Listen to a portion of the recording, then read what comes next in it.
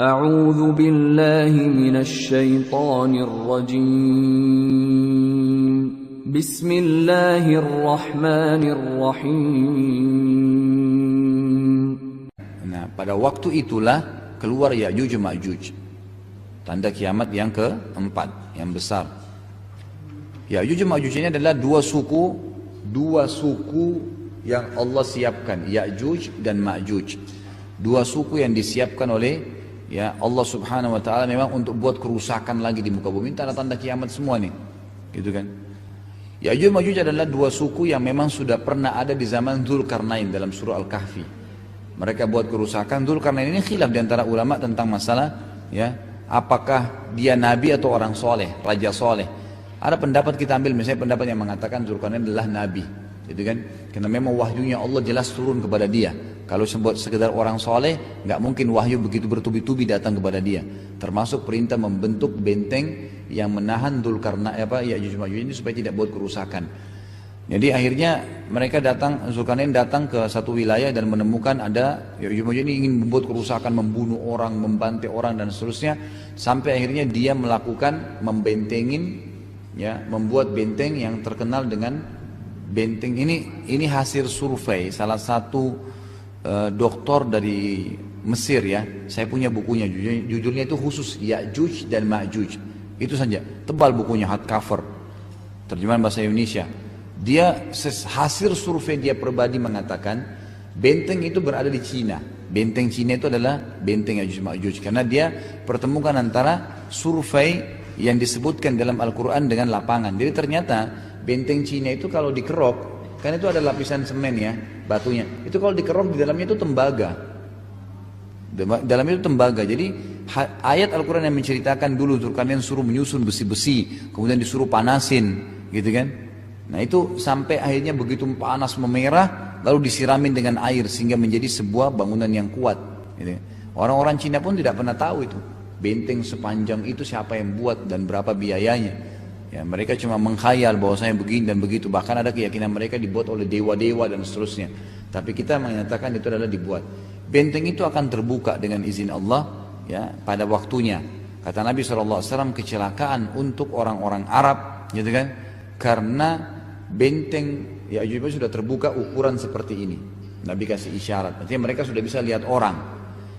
Dalam riwayat Bukhari yang lainnya, Ya'juj Ma'juj itu mereka setiap hari menggali, berusaha menjebol itu tembok itu.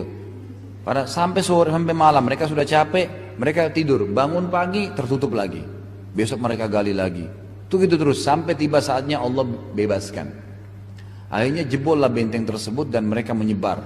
Pada saat mereka menyebar, ya, ini Ya'juj Ma'juj adalah dua suku yang jumlahnya tidak terhitung. Karena kata Nabi SAW, seseorang di antara mereka, seorang Ya'juj dari suku Ya'juj atau seorang suku Ma'juj, dia tahu dia akan mati kalau anaknya sudah 1000. Jadi setiap orang mereka bisa punya anak 1000. Ya jumlahnya banyak. Bahkan saya pernah tanya dosen saya waktu lagi belajar masalah itu. Saya bilang, Syekh, ada nggak orang di antara seperti kita ini yang ikut sama mereka? Kata dia tidak ada. Tidak ada. Memang mereka sendiri suku itu saja. Bahkan mereka membunuh semua manusia selain mereka. Mereka manusia, gitu kan? Mereka manusia. Ya, tapi mereka memang dilahirkan oleh Allah untuk menjadi perusak, gitu kan? Memang menjadi fitnah. Intinya mereka membunuh semua manusia yang mereka temuin. Mereka merusak pohon-pohon, gitu kan? Bahkan mereka memakan batu-batu, kalajengking, hewan-hewan buas itu dimakanin sama mereka. Jadi memang liar sekali gitu ya. Dan mereka ya saking banyaknya jumlahnya mereka akan mampir di salah satu sungai ya di wilayah Tibria, itu mungkin kalau tidak salah wilayah Turki sekarang ya. Lalu sungai mereka minum di situ, turun pasukannya minum. Waktu yang terakhir dari pasukan mereka datang airnya sudah habis. Bayangin tuh kalau sungai airnya habis bagaimana? Jumlahnya berapa banyak? Ya, berapa ribu pun orang, berapa juta pun orang mungkin tidak bisa habis air sungai kan gitu. Tapi ini sampai kering. Yang terakhir datang sudah nggak dapat air, udah habis, nggak ada lagi. Jadi sampai seperti itu. Kemudian saking besarnya fitnahnya Allah, mereka tidak ada lagi orang yang berani hadapin, tidak ada yang bisa hadapin mereka. Pasti dikalahkan, kekuatannya luar biasa. Dan mereka ini satu suku, jadi mereka saling tahu, oh ini sukunya dia, yang lain ini berarti dibunuh. Disebutkan ciri-ciri mereka, rambutnya keriting, kemudian matanya bulat gitu kan. Matanya bulat, kelopak matanya besar tapi kelihatannya kecil. Jadi kelopak matanya ini besar tapi yang terbuka itu kecil sehingga kelihatan matanya seperti orang yang sipit gitu kan. Itu yang disebutkan dalam riwayat. Kalau postur tubuh mereka beragam seperti manusia biasa, tapi mereka memang membuat kerusakan. Lalu mereka saking besarnya fitnahnya, mereka melemparkan panah mereka ke atas langit.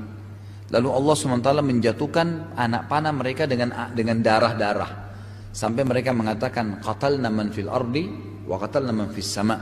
Kami telah membunuh semua yang ada di bumi dan membunuh semua ada yang di langit. Jadi saking kesombongannya. Nah, waktu sudah terjadi kerusakan luar biasa. Nabi Isa alaihissalam pun dengan pengikut-pengikutnya waktu itu bersembunyi dan berlindung di gunung di Palestina. Di atas gunung, gitu kan? Yang masih hidup di atas gunung. Lalu Nabi Isa alaihissalam berdoa kepada Allah Subhanahu wa taala agar Allah memusnahkan Ya'juj Ma'juj. Lalu Allah Subhanahu wa taala kenakan mereka hama, seperti hama, gitu kan? Bakteri yang mengena pada mereka dan sekaligus mati semua. Jadi satu kali mati, semua tiba-tiba tergeletak seluruh dunia ini. Habis semua mereka, jatuh mati seketika pada saat itu. Dalam hitungan detik mati semua. Dengan satu cara mati gitu kan. Lalu Allah Subhanahu wa taala ada dua riwayat mendatangkan banjir yang besar, ya, mengangkat jasad-jasad mereka ke lautan. Ada riwayatnya yang mengatakan Allah Subhanahu wa taala mendatangkan burung-burung yang besar yang setiap burung mengangkat satu jenazah mereka. Banyak jumlahnya burung-burung itu datang mengangkat jenazah mereka lalu melemparnya ke lautan. Nah, setelah itu Allah turunkan hujan membersihkan bumi dari sisa kotoran mereka. Udah selesai, Nabi Isa alaihissalam pun berjalan beberapa hari kemudian meninggal dunia. Jadi ini 4 tanda-tanda hari kiamat yang